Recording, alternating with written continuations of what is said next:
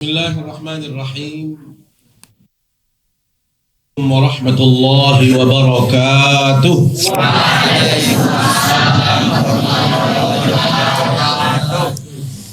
Innal hamdalillah nahmaduhu wa nasta'inuhu wa nastaghfiruh wa na'udzu billahi min shururi anfusina wa min sayyiati a'malina. May yahdihillahu fala mudhillalah wa may yudlil fala hadiyalah. Asyhadu an la ilaha illallah wa asyhadu anna Muhammadan abduhu wa rasuluh. Allahumma salli wa sallim wa barik ala sayyidina Muhammad wa ala alihi wa sahbihi ajma'in, amma ba'du. Yang terhormat Bapak Kepala Sekolah SMA Negeri 11 Mataram, Saudara Tiang Bapak Sunnoto SPD MPD, Ibu Dharma Wanita, para ibu bapak Dewan Guru, saudara-saudara saya, adik-adik yang sedang melakukan PKL di SMA 11 Mataram. Singkatnya, anak-anakku semua yang dimuliakan Allah Subhanahu wa Ta'ala. Pagi hari ini menjadi hari yang sangat membahagiakan bagi Tiang pribadi, Sanad, setelah bisa hadir berkunjung di tempat ini. Subhanallah, saya tadi mengawali kegiatan saya subuh di Islamic Center. Jadi kalau masih di radio tadi ya suara saya itu suara saya. Setelah itu saya berangkat ke PDAM, kita kajian di situ dan alhamdulillah saat ini bisa kajian. Cuma nggak bisa bersama beliau nanti di masjid di sini karena khusus untuk hari ini saya sholat Jumatnya di mall Epicentrum.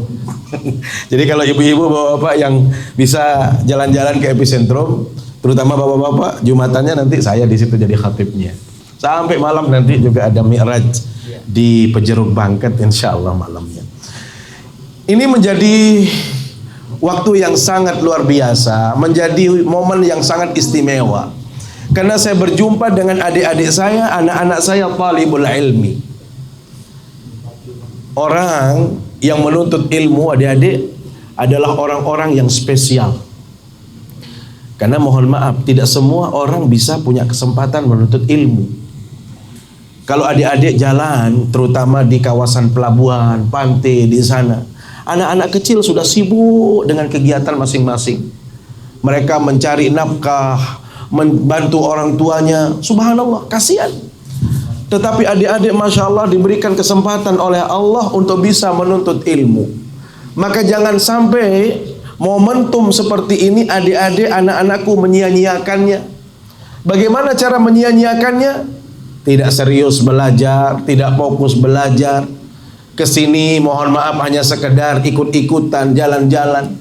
Saya teringat ungkapan seorang ulama, adik-adik, wa man fatahu ta'lim waqta syababihi fakabbir alaihi arba'an liwafatih. Kalau ada anak-anak, ada orang yang ada kesempatan untuk menuntut ilmu, ada ruang untuk dia menuntut ilmu, tetapi dia tidak mau menuntut ilmu dengan serius. Apa kata ulama tadi? Fakabbir alaihi arba'an liwafati. Orang itu ditakbirkan saja 4 kali takbir. Apa maksudnya? Kalau 4 takbir itu artinya apa? Orang sudah mati.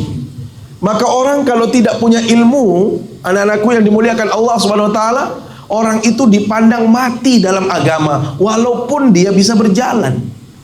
Bisa dibayangkan, orang mati saja kita nggak berani ketemu. Melihat orang yang mati saja kita takut. Bagaimana dengan mayat yang bisa berjalan? Siapa mereka mayat-mayat yang bisa berjalan? Mereka yang tidak memanfaatkan waktunya untuk menuntut ilmu. Maka ini adalah kesempatan yang luar biasa bagi adik-adik semua, berkesempatan bisa sekolah di tempat yang luar biasa. Ini sekolahnya baru. Tentu semangat orang yang di sini berbeda dengan orang-orang yang sudah lama di sana. Maka saya yakin semangat baru, motivasi baru, sekolah baru, guru-gurunya juga punya motivasi yang baru. Maka saya berharap anak-anak saya di sini juga punya motivasi yang harus berbeda dengan yang lain. Ingat adik-adikku, keselamatan, kemuliaan, kebahagiaan itu ada di tangan kita.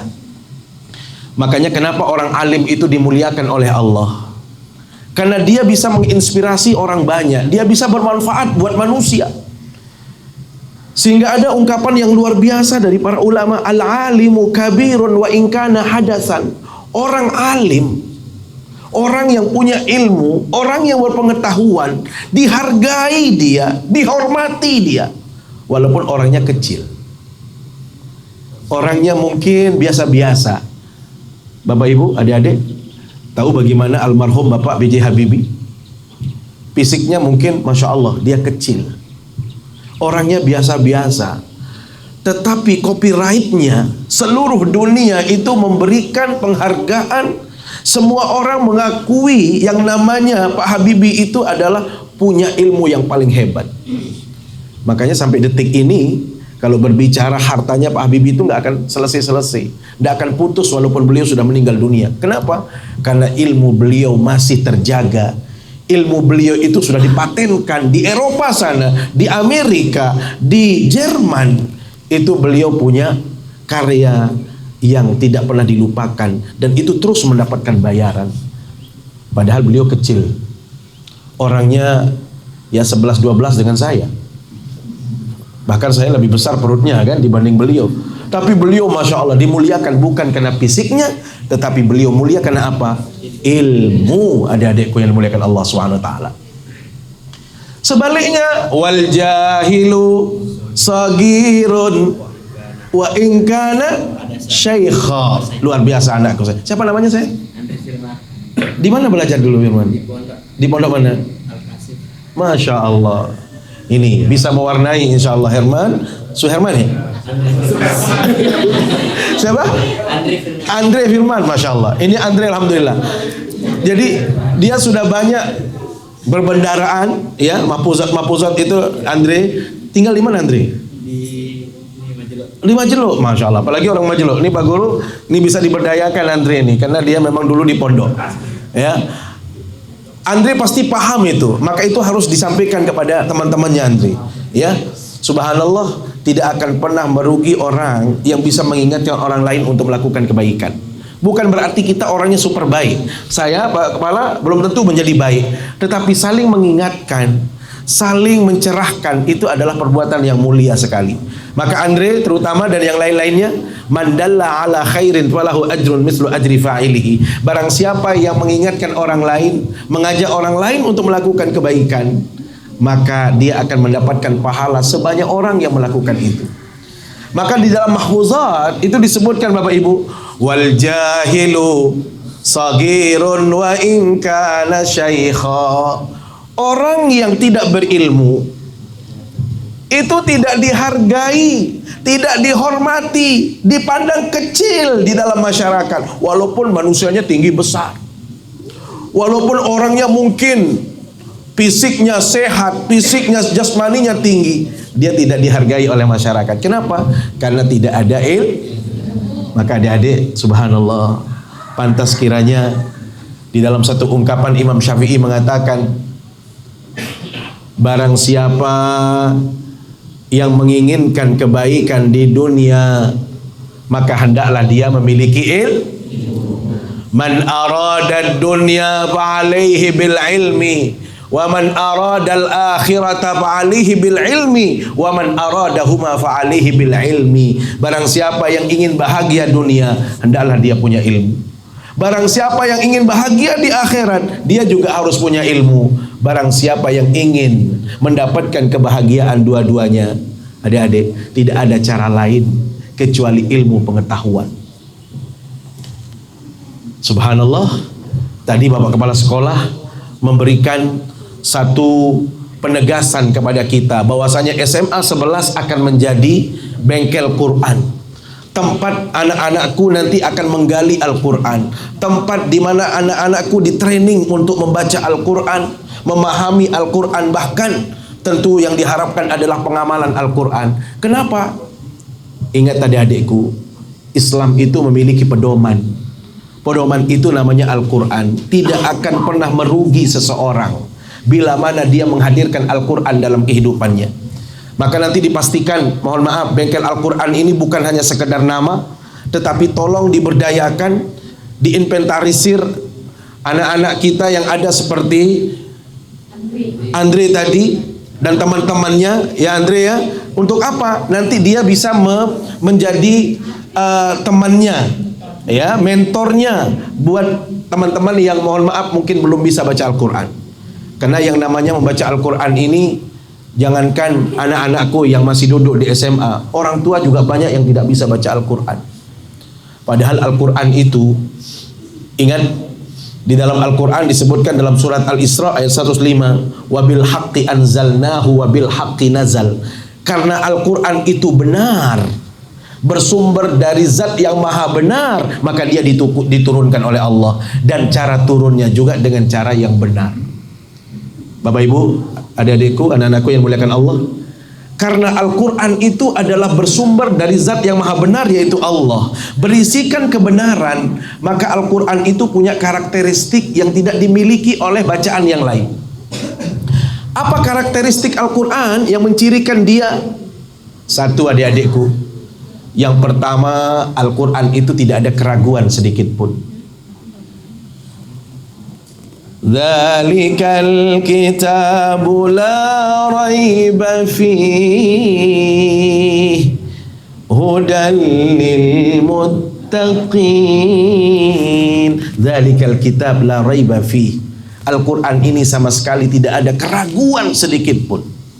Kenapa tidak ada keraguan? Karena bersumber dari zat yang maha sempurna. Maka jangan sampai ada di antara kita yang masih ada keraguan dengan Al-Quran, masih menyaksikan Al-Quran. Hati-hati, saat ini kita berhadapan dengan situasi yang berbeda. Kita hidup di zaman ini, di gadget kita ini, di HP kita ini, Masya Allah, macam cara orang. Ada orang yang mendestruktif Islam, merusak Islam, menciderai Islam, bahkan menghadirkan keraguan-raguan terhadap Al-Quran. Katanya Al-Quran itu begini, Al-Quran itu salah. Hati-hati, orang Islam itu diuji oleh Allah. Adik-adik, apakah kita orang yang beriman atau tidak? Salah satu indikatornya adalah kita yakin Al-Quran itu sempurna, tidak ada keraguan. Kenapa? Karena sumbernya dari Allah. Tidak ada yang kurang, tidak ada yang harus diragukan. Termasuk huruf-hurufnya itu semuanya bersumber dari Allah. Makanya kalau ada di antara kita adik-adik meragukan satu huruf dari Al-Quran, oh ini bukan Al-Quran, berarti orang itu dipandang sebagai orang yang tidak beriman karena dia meragukan satu huruf. Bagaimana kalau kita meragukan Al-Quran itu secara keseluruhan? Ini yang pertama, karakteristik Al-Quran tidak ada keraguan karena dia bersumber dari zat yang maha benar. Yang kedua adik-adikku, karena Al-Quran itu bersumber dari zat yang maha benar, maka dia menjadi bacaan yang menjadi sumber pahala. Makanya subhanallah, tidak pernah kita mendapatkan bacaan yang kita semua dapat pahala luar biasa.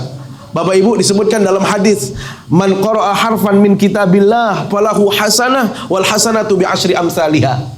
Barang siapa yang membaca satu huruf dari Al-Quran, maka dia akan dibalas oleh Allah menjadi 10 pahala. La aqulu alif lam mim harf. Saya tidak pernah mengatakan alif lam mim itu satu huruf, tetapi alif itu satu huruf, lam itu satu huruf, mim itu satu huruf. Adik-adik, kalau kita baca alif lam mim saja berapa pahalanya? Berapa? Pahalanya 30. Subhanallah. Baru kita baca alif lam mim. Bagaimana dengan Bapak Ibu yang setiap waktu Masya Allah menyisihkan waktunya 5 menit saja untuk baca Al-Quran, menyisihkan waktunya hanya beberapa saat saja untuk baca Al-Quran, maka berapa nilai pahala yang kita dapatkan? Bagaimana dengan orang yang bisa menamatkan Al-Quran? Bagaimana dengan orang yang bisa secara kontinu terus, dia tidak pernah lepas dari bacaan Al-Quran? Maka orang itu akan terus mendapatkan pahala yang berlimpah dari Allah. Makanya dalam surat Fatir disebutkan, innal ladzina yatluna kitaballah wa aqamus shalah wa anfaqu mimma razaqnahum sirran wa alaniyah yarjuna tijaratan lan tabura. Perniagaan yang tidak pernah merugi, Bapak Ibu. Bisnis yang tidak pernah merugi dalam kehidupan muslim itu apa? Membaca Al-Quran, mendirikan salat, dan menginfakkan sebagian harta kita di jalan Allah. Itu tidak ada ruginya. Tidak ada kamus kita akan kekurangan, tidak ada kamus kita akan merugi, tetapi itu adalah menjadi sumber kebaikan, pahala yang luar biasa. Makanya para imam tafsir mengatakan apa? Hadhihi ayatul qurra. Ini adalah ayat sebagai motivator buat mereka yang senang baca Al-Quran. Agar kita senang baca Al-Quran. Kenapa? Karena kita diberikan pahala setiap satu huruf. Ini yang kedua. Yang ketiga, Allah, Al-Quran itu belajarnya saja, apalagi mengajarkannya, itu akan menjadi orang yang terbaik di hadapan Allah. Bukankah di dalam hadis disebutkan khairukum man ta'allamal qur'ana wa 'allamah. Sebaik-baik manusia itu adalah yang belajar Al-Quran. Masya Allah. Kita belajar saja. Ini adik-adik makanya luar biasa, Pak Kepala Sekolah, bengkel Al-Quran ini. Adik-adik ditempa di sini untuk belajar Al-Quran. Belajar saja itu sudah menjadikan kita orang yang terbaik di hadapan Allah. Belum paham loh. Kita baru belajar. Makanya orang yang belajar Al-Quran, walaupun mungkin dia sulit membaca Al-Quran, pastikan ibu-ibu juga semuanya bisa baca Al-Quran. Ya, anak-anakku semuanya harus bisa baca Al-Quran. Dan inilah indahnya Al-Quran, hebatnya Al-Quran. Walaupun kita tidak bisa, baru belajar saja dapat pahala. Adik-adik, disebutkan dalam hadis, Al-mahiru bil Quran ma'as safaratil kiramil bararah. Orang yang bagus bacaan Al-Qurannya, pinter menguasai ilmu tajwidnya, sesuai dengan hukum-hukum tajwid, dia akan dikumpulkan bersama malaikat di dalam surganya Allah. Adik-adik, kira-kira mau nggak kumpul sama malaikat dalam surga? Siapa mereka itu? Mereka yang bagus bacaan Al-Qurannya. Terus bagaimana orang yang belum bagus, yang baru belajar Al-Quran? Walladzi yaqra'ul Qur'an wa yatata'ta'u fihi wa huwa 'alaihi syaq. Bagi mereka yang baru belajar baca Al-Quran, ternyata sulit belajar Al-Quran karena dia belajarnya juga sudah terlambat. Menyebut ha sulit, qaf sulit, ha sulit, ha sulit, semuanya sulit. Dia dapat 2 pahala. Masya Allah. Mana ada orang belajar sulit dapat pahala, kecuali belajar Al-Quran. Sehingga kalaupun sulit kita belajar Al-Quran, dapat 2 pahala. Kenapa? 1, dia mau belajar dapat pahala. Yang kedua, yang dia pelajari itu adalah Al-Quranul Karim, maka dia dapat 2 pahala. Makanya ibu-ibu, nggak ada ruginya orang belajar Al-Quran. Jadi tidak ada istilah saya ini sudah telat, saya sudah terlambat, usia saya sudah 50. Nggak ada istilah itu. Kenapa? Karena kalau belajar Al-Quran, itulah yang menjadi standar orang itu baik di hadapan Allah. Yang kedua apa? Wa'allamahu, mengajarkan Al-Quran. Masya Allah. Profesi mengajar Al-Quran itu adalah profesi yang mulia. Termasuk profesi mengajarkan ilmu pengetahuan, itu adalah profesi yang mulia. Jadi saya ingin tegaskan kepada ibu-ibu, dewan guru, bapak-bapak, Masya Allah, tidak ada profesi yang paling mulia di hadapan Allah kecuali mengajarkan orang ilmu pengetahuan. Bisa dibayangkan, kita mengajarkan anak kita 1 huruf. Anak ini bisa mengamalkan ilmu tadi, dia transfer lagi kepada orang lain, dia terus muridnya, terus berhenti, Bapak Ibu, nilai pahalanya terus akan kembali kepada Bapak Ibu dewan guru yang pertama kali mengajarkan. Itulah bagaimana Allah memuliakan orang alim, orang yang punya ilmu pengetahuan. Orang itu dimuliakan oleh Allah SWT, sehingga pahalanya tidak akan pernah putus. Makanya jangan pernah berpikir berhenti jadi guru, apalagi sampai Masya Allah merubah posisi atau merubah profesi. Masya Allah, rugi. Guru ini mohon maaf, mungkin bolehlah, mungkin ini bagi yang honor-honor, mohon maaf, jangan sampai berpikir saya gajinya kalau gaji itu sedikit. Kalau kita berbicara nominal itu sedikit, tetapi kalau kita berbicara nilai kebaikannya, pahalanya, itu tidak akan pernah bisa terbalaskan, tidak akan pernah bisa diuangkan. Karena saya mohon maaf Pak Guru juga mengalami. Dulu kita di pondok pesantren, begitu selesai kuliah ngajar di pondok pesantren, nggak pernah kita dapat yang namanya honor seperti sekarang ini ada uang. Dulu dikasih sabun saja sudah Masya Allah bangganya menjadi guru. Dikasih sabun loh itu Bu, kan nggak ada uangnya dulu Bu. Dikasih sabun, rinso, sampo, wah kayaknya bangga sekali jadi guru. Ikhlas lagi kita ngajarkan. nggak pernah berpikir macam-macam. Tetapi subhanallah, berkat ketulusan, nih Bapak Ibu, nih terutama yang P3K atau yang honor apalah namanya, mohon maaf, jangan istilahnya, oh ini Senin Kemis ngajarnya, semangatnya itu pas dapat terima gaji saja. Ya Allah, ketahuilah mengajarkan ilmu itu adalah pahala yang luar biasa. Makanya al-ulama warasatul anbiya, kita ini orang yang menjadi pengajar, Bapak Ibu ya, itu mewarisinya siapa? Profesi para nabi yang kita warisi. Nabi itu tidak meninggalkan uang, tidak meninggalkan harta yang berlimpah ruah, tapi ilmu yang dia tinggalkan. Maka kita harus pede mengajarkan anak-anak kita. Ya, inilah kata Rasul SAW, bahwasanya Al-Quran itu karena bersumber dari zat yang maha benar, termasuk belajar dan mengajarinya sumber pahala. Dan yang berikutnya, sehingga ini perlu sekali bengkel Al-Quran. Subhanallah, anak-anakku, bapak-bapak, ibu-ibu, ternyata Al-Quran itu adalah sumber ketenangan yang luar biasa. Tidak ada sumber kenyamanan, ketenteraman, ketenangan dalam hidup ini yang bisa menyamai ketenangan membaca Al-Quran. Makanya Allah Subhanahu wa taala berfirman, "Wa nunazzilu minal Qur'ani ma huwa shifaa'un wa rahmatul lil mu'minin." Wa nunazzilu minal Qur'an, kami menurunkan Al-Quran sebagai apa? Shifaun. Shifa itu bisa menjadi obat, bisa menjadi penenang, bisa menenteramkan orang dalam hidup ini. Makanya kalau kita mau nyaman, Bapak Ibu, anak-anakku, jangan pernah jauh dari Al-Quran. Sebisa mungkin jangan lama-lama baca Al-Quran. Makanya dalam bahasa agama, perkara yang baik itu sebenarnya bukan yang lama-lama. Ya, ahabbul amali ilallah adwamuha wa in qalla.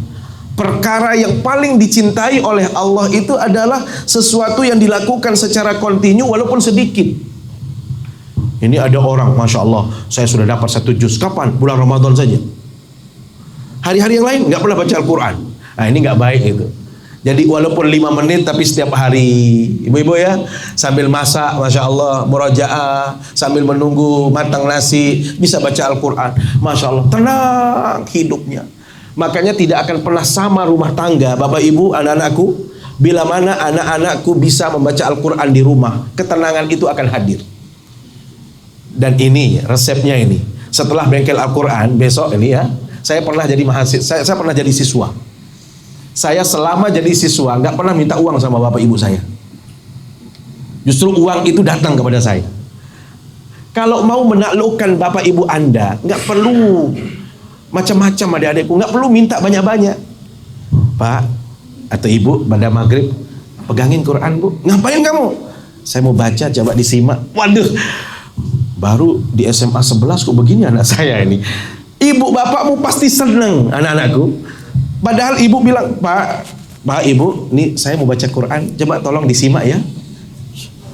Apa kata bapaknya? Ya Allah, anak saya, hebatnya anak saya, baru belajar di bengkel Quran saja sudah begini. Besok dia nggak nanya, nak ini sangunya nak, nggak perlu minta. Apa? Hanya baca Al-Quran di depan bapak ibumu saja, itu sudah beda hawanya. Apalagi kalau anak-anakku konsisten baca Al-Quran, rumah itu akan menjadi tenang. Ibu-ibu, kalau mau tenang rumah tangga kita, cukup Al-Quran itu insya Allah bisa menenangkan kehidupan seseorang. Bukankah di dalam hadis disebutkan inna syaitana yanfiru minal bait alladhi yukra fihi suratul Baqarah. Setan itu tidak akan mau datang ke dalam rumah tangga yang bila mana penghuninya di situ mau baca Al-Quran. Tetapi kalau semua penghuninya abe dengan Al-Quran, ibu-ibunya update status saja. Setiap saat update status. Masakan matang, cik, update makanan. Pokoknya itu aja kerjanya. Bapak juga demikian. Nggak ada yang baca Al-Quran. Anak tidak ada baca Al-Quran. Bapak Ibu, logikanya apa? Berarti setan itu hadir di situ. Kalau setan itu sudah senang di dalam rumah kita, tidak akan pernah kita tenang. Ibadah nggak bisa khusyuk, mau ibadah nggak bisa ikhlas. Rasa tenang itu tidak kita dapatkan. Kenapa? Karena kita masih bersama dengan setan. Makanya saya biasanya kalau diundang untuk menghadiri acara wedding party, pernikahan. Ya adik-adikku, karena saya sering biasanya diminta untuk khutbah nikah. Yang saya senang kalau saya menghadiri acara-acara pernikahan itu apa? Saya senang sekali melihat foto pre-weddingnya. Ada pre-weddingnya itu sedang ngajar ngaji begini nih. Di sini calon istrinya diginiin penudinnya. Oh, luar biasa, indah sekali. Ada lagi yang masya Allah pre-weddingnya sedang sholat berjamaah, sholat sunnah. Wah, indah sekali. Tapi sayang sekali Bu, Pak, ternyata itu hanya di pre-wedding saja. Hanya digambar saja ngajinya. Setelah after wedding nggak ada lagi ngaji. Gimana? Nggak saling sumpah doang.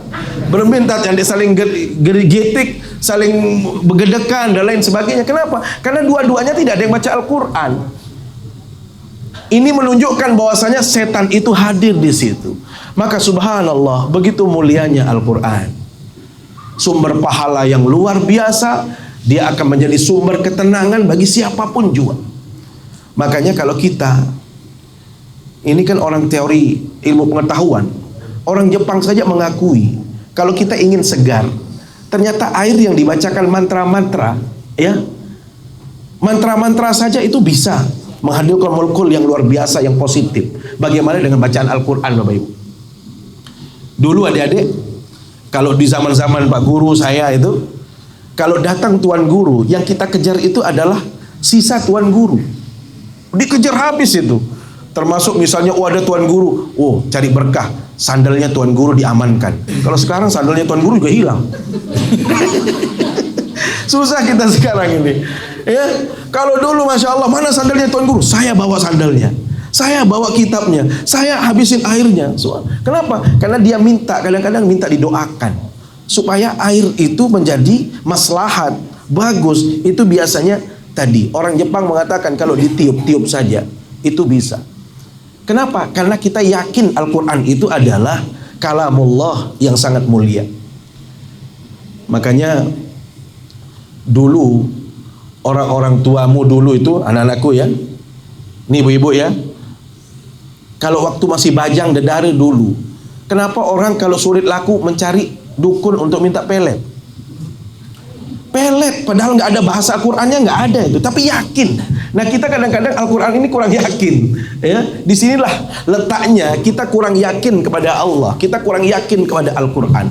Maka subhanallah, bila mana adik-adikku bisa menghadirkan Al-Qur'an dalam kehidupan kita, yakin kita, secara pribadi kita akan tenang, dalam keluarga kita akan nyaman, dan insya Allah sekolah ini adik-adikku bisa menjadi percontohan, pilot project. Kalau di sini nanti misalnya benar-benar, kalau Al-Quran itu kan bukan hanya sekedar mulai dari bacaan adik-adikku. Di situ ada, kalau di level Mataram, level NTB misalnya, kan kita akan meningkat mulai dari bacaan, dari tahsin tilawahnya. Kemudian nanti ada, kalau ada yang pintar, bagus suaranya, dikadar dia untuk menjadi qori misalnya. Kemudian ada yang masya Allah nanti ada yang bagus mau menghafal Al-Quran, difasilitasi. Atau mungkin ada pahmil Quran yang cerdas cermat, ya, artinya ada pengayaan terhadap ilmu-ilmu yang lain, itu juga bagus. Sehingga subhanallah kita menjadi bersama dengan Al-Quran. Maka bila mana kita sudah bisa menghadirkan Al-Quran, bisa bersama Al-Quran, bisa membaca Al-Quran, maka kita akan menjadi pribadi yang sangat membahagiakan, sangat bahagia kita dalam kehidupan ini. Karena itu jangan sampai kita nanti, adik-adikku yang dimuliakan Allah, tergolong orang-orang yang meninggalkan Al-Quran. Jangan sampai. Allah Subhanahu wa taala dalam surat Al-Furqan ayat 30 menjelaskan, wa qala ar-rasulu ya rabbi inna qaumi ittakhadhu hadzal qur'ana mahjura. Besok di hari kiamat Allah Subhanahu wa taala dilaporkan oleh baginda Rasul sallallahu alaihi wasallam. Bisa dibayangkan, yang melapor itu Nabi Muhammad. Waktu melapornya itu hari kiamat, itu sudah tidak ada keraguan sama sekali. Apa laporannya Nabi Muhammad di hadapan Allah? Ya Allah, saya laporkan, banyak orang-orang yang mengaku umat saya, tetapi dia sudah meninggalkan Al-Quran. Banyak orang yang mengaku katanya dia orang beriman, orang Islam, tetapi dia sudah meninggalkan Al-Quran. Apa kata ulama? Tanda orang yang sudah meninggalkan Al-Quran, Syekhul Islam Ibnu Taimiyah mengatakan 3 tandanya orang itu sudah meninggalkan Al-Quran. Bapak Ibu, adik-adikku yang dimuliakan Allah, apa tandanya? Yang pertama, man lam yaqra'il Quran faqad hajarul Quran. Orang kalau dia mengaku diri Islam tapi nggak pernah baca Al-Quran, maka dia sudah meninggalkan Al-Quran. Adik-adik, dalam keseharian berapa kali baca Al-Quran? Hah? Belum ya? Oke, nggak apa-apa. Tetapi usahakan besok, kalau Anda mau mudah, lancar kehidupan Anda, ini terutama sangunya lancar, sudah ambil Quran, baca Quran di hadapan ibu atau bapak. Yakin anak-anakku tidak akan kesulitan mendapatkan uang jajan dari orang tua. Dan yang paling penting bukan itu sebenarnya, supaya kita tidak tergolong orang yang meninggalkan Al-Quran. Maka itu kata Ibnu Taimiyah, Syekhul Islam, orang kalau sudah tidak membaca Al-Quran, maka dia sudah meninggalkan Al-Quran. Yang kedua, tanda orang meninggalkan Al-Quran, anak-anakku, man qara al-Quran walam yatadabbar ma'ani. Orang yang sudah baca Al-Quran tetapi dia tidak berupaya menggali maknanya. Maka disinilah pentingnya hadirnya bengkel Al-Quran. Besok di sini anak-anakku akan dijelaskan, diajarkan juga pemahaman terhadap makna, walaupun tidak 30 juz, mungkin ayat-ayat pendek saja. Yang penting kita paham. Kenapa? Karena kalau kita tahu maknanya, biasanya kita lebih nyaman, lebih enak mengamalkannya. Kenapa? Karena kita tahu maknanya. Dan yang terakhir, kata Ibnu Taimiyah, tanda orang yang sudah meninggalkan Al-Quran, man qara al-Quran wa tadabbara ma'anihi wa lam ya'mal bima fihi minal Quran. Mereka sudah baca Quran, sudah gali maknanya, tetapi dia mengabaikan ajaran Al-Quran. Dia tidak mau melakukan apa yang ada dalam Al-Quran. Maka inilah sebenarnya ikhtiar kita bersama, anak-anakku yang dimuliakan Allah Subhanahu wa taala, bahwasanya kita berikhtiar. Bapak Ibu Dewan Guru termasuk Bapak Kepala Sekolah ini berikhtiar. Subhanallah, inilah Islam. Baru ikhtiar, baru niat saja dapat pahala. Ibu-ibu, makanya jangan malas. Niat-niat yang baik itu ya. Tapi jangan niat yang baik, besok tanggal 1 saya mau ke mall. Jangan niat kayak gitu, itu gak dapat pahala. Tapi kalau ibu berniat, insya Allah besok dapat gajian, saya mau sedekah. Ternyata begitu dapat gaji, kebutuhan anak meningkat, gak jadi bersedekah, dapat pahala. Kenapa? Karena dia berniat yang baik. Inilah Islam. Baru niat baik saja dapat pahala, apalagi kalau kita melakukan kebaikan itu. Maka subhanallah, ini adalah ikhtiar dari Bapak Kepala Sekolah. Selamat Anda, mudah-mudahan program ini akan terus menjadi pioner nanti di sini, bahkan menjadi pilot project di Mataram, terutama di SMA, yang saya belum mendengar ada SMA, walaupun kemarin saya pernah di SMA 1, di SMA SMK ya, di SMK 4 juga saya masuk. Itu belum saya mendengar konsentrasi yang menjadi andalannya itu dengan bengkel Al-Quran atau penanaman nilai Al-Quran. Maka mudah-mudahan nanti dengan upaya yang maksimal dari seluruh keluarga besar yang ada di SMA 11, dari kepala sekolah, dari dewan guru, dari anak-anakku, ya, mudah-mudahan apa yang menjadi tujuan kita, apa yang menjadi niat kita ini akan dimudahkan oleh Allah SWT. Wabil khusus ini ada yang kelas 12 ya, ya, kelas 12 ini Anda adalah menjadi corong daripada SMA 11. Kalau Ananda habis ini benar-benar fokus belajar. Targetnya sekarang anak-anakku adalah bagaimana anak-anak bisa mendapatkan beasiswa. Sekarang ini terbuka lebar anak-anakku. LPDP itu tidak hanya diberikan kepada anak S2 atau mahasiswa S2, S3. S1 juga ada LPDP. Bisa dibayangkan anak-anakku, kalau Anda serius belajar, fokus belajar, jangan melihat nilainya, tetapi saya harus menjadi orang yang berprestasi. Anak-anakku bisa masuk LPDP, uang saku dapat, uang buku dapat, gratis kuliah di mana-mana juga dapat. Itu targetnya sekarang. Karena Ananda mau keluar dari sini, jangan hanya sekedar dapat nilai biasa-biasa, saya harus berprestasi. Dan itu dibuktikan dengan belajar yang sungguh-sungguh. Belum lagi nanti ada sekolah-sekolah kedinasan anak-anakku. Tidak ada yang mustahil. Sekarang sekolah dinas itu bukan monopoli orang yang kaya, bukan pejabat, tapi siapapun yang punya kompetensi, kemampuan, anak-anakku bisa berpeluang. Belum lagi di kampus, kalau mungkin anak-anak yang berprestasi tetapi mungkin keluarganya kurang mampu, ada bidik misi, ya. Itu yang dulu istilahnya bidik misi, yang sekarang juga tetap ada. Ya, belum lagi nanti ada prestasi, jalur-jalur yang lain. Yang penting anak-anakku, jangan selesai di SMA 1 coba-coba untuk menikah muda. Nih cewek-cewek, ya, jangan berpikir ini belum apa-apa, Anda baru step pertama. Ini yang laki-laki juga demikian. Jangan sampai nanti Pak Kepala Sekolah ada undangan, siapa nikah anaknya, wadah, Pak Kepala Sekolah jadi saksi kalau anak-anakku ini kan belum waktunya untuk menikah. Tidak boleh. Dan ini masuk pernikahan dini. Orang yang menikah dini, anak-anakku, itu dipidana. Secara undang-undang tidak boleh, karena minimal 19 tahun. Sementara anak SMA kan belum cocok juga, walaupun 19 tahun. Jangan dulu berpikir orang ibu gurunya juga belum. Gitu. Jadi jangan masa mengalahin ibu guru gitu kan. Biar ibu guru dulu, yang lain nanti. Anak-anakku harus kuliah.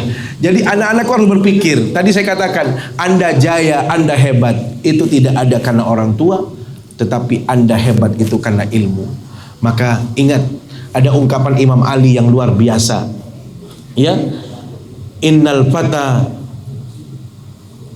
laisal fata man yaqulu kana abi, innal fata man yaqulu ha anadha. Adik-adik, pemuda yang hebat, pemuda yang luar biasa, yang mengatakan apa? Ini saya, bukan itu bapak saya, itu keluarga saya yang hebat. Biarkan keluargamu yang hebat, tetapi saya harus hebat dengan sendirinya. Bagaimana caranya? Fokus belajar, serius nuntut ilmu, maka insya Allah anak-anakku akan bahagia dalam kehidupannya. Saya pikir demikian Pak Kepala Sekolah yang dapat kami sampaikan. Mudah-mudahan pertemuan ini menjadi pertemuan yang barokah, memberikan kebaikan, keberkahan bagi kita semua. Dan terima kasih sekali Pak Kepala yang bisa hadir di sini. Pak Rahmat, terima kasih. Ternyata HP-nya nyasar ke saya. Saya bilang, saya kirimkan fotonya di SMA 1. Ini foto saya, baru saya keluar dari SMA 1. Jadi di SMA 1 alhamdulillah rutin juga oleh Pak Kun di situ. Karena alhamdulillah ya, suasana-suasana seperti ini kita sangat senang sekali. Jadi jangan berpikir macam-macam untuk mengundang saya Pak Kepala. Saya senang sekali kalau sama anak-anak, kita senang sekali. Karena memang ada kenikmatan. Kita pernah menjadi anak-anak dan belajar bersama, itu adalah kenikmatan. Mudah-mudahan ada manfaatnya, dan mohon maaf bila ada yang kurang berkenan. Apa kita langsung berdoa? Nggih, adik-adik, di akhir majelis ini mari kita langsung menutupnya dengan bermunajat, berdoa kepada Allah Subhanahu wa taala. Bismillahirrahmanirrahim. Alhamdulillahirabbil alamin. Wassalatu wassalamu ala asyrafil anbiya'i wal mursalin wa ala alihi wa sahbihi ajma'in. Allahumma ja'alna minal ladzina yastami'una al-qawla fayattabi'una ahsanah.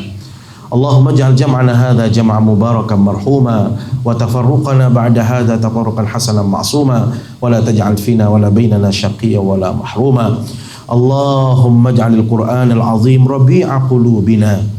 Allahumma ja'alil Qur'anal 'azim rabi'a qulubina wa nura sudurina wa jalaa humumina wa ahzanina wa shifaa amradina wa asqamina birahmatika ya arhamar rahimin. Allahumma arhamna bil Qur'an waj'alhu lana imama wa nuran wa hudan wa rahmah. Allahumma dzakkirna ma nusina wa 'allimna ma jahilna warzuqna tilawatahu ana al-laili wa atrafan nahar waj'alhu lana hujjatan ya rabbal alamin. Allahumma rabbana hab lana min azwajina wa dhurriyyatina qurrata a'yuni waj'alna lil muttaqina imama. Rabbana atina fid dunya hasanah wa fil akhirati hasanah wa qina adzaban nar. Wa sallallahu ala sayyidina Muhammad wa ala alihi wa sahbihi ajma'in. Subhana rabbika rabbil izzati amma yasifun wa salamun alal mursalin walhamdulillahi rabbil alamin. Subhanakallahumma bihamdika asyhadu an la ilaha illa anta astaghfiruka wa atubu ilaik. Wassalamualaikum warahmatullahi wabarakatuh.